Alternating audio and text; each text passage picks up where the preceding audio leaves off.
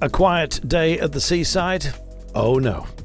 This a sprinting day sandwiched between two big climbing days. Would there be a hangover after a punishing stage 7? Well, destination La Manga del Mar and the great archipelago that we were going to play with, how would it pan out? A couple of non-categorized tests along the way, but most notably, a breeze turning into a wind coming in from the east. Or would it blow them apart? The brave, of course, as always. The three teams that have represented the breakaway so often turned out to be Burgos, Cairo Rural and Euskaltel, as ever.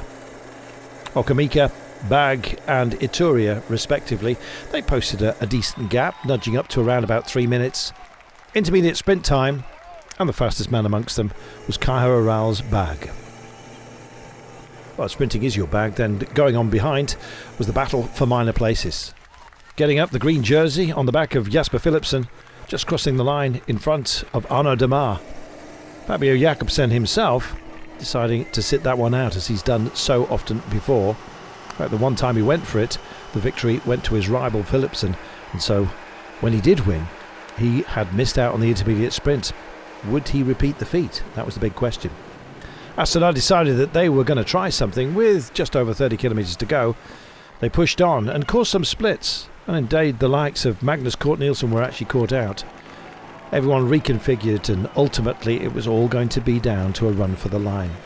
Very nervous times, wide highways being funneled into just 2 lanes doesn't quite fit. Finally we had a sprint on our hands, and the last 5 kilometres a wavering route along a promontory. Who would be best? Well, Florian Seneschal for De Koenig Quickstep did a hero turn out front. He really went for it, stringing them all out.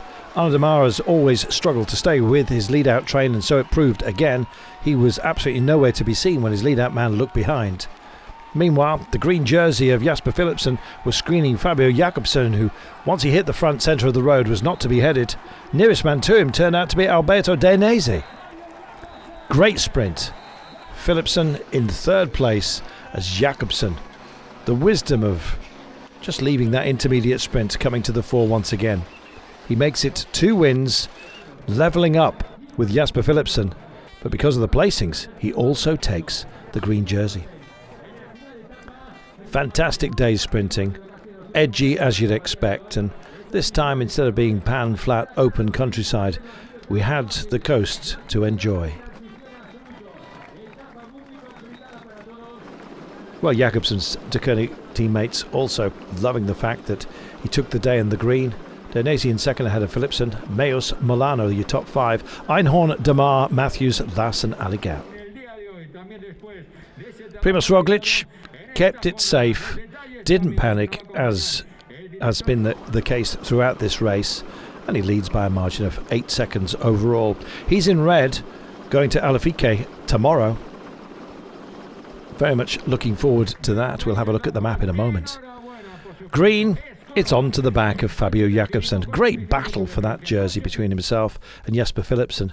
Entering the fray, Dainese, though, up into 3rd place ahead of Arnaud Demare by a modest 1 point. But 180 points is a big statement. 16 clear of Philipsen. Jakobsen in charge for now. Well, it's going to be a wait before we get another sprinting day on this sprint-heavy Vuelta.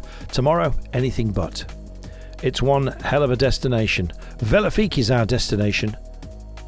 The first special climb of this year's race. Some sterling tests before we even get there. It will be a brute, as it always turns out to be on the Vuelta.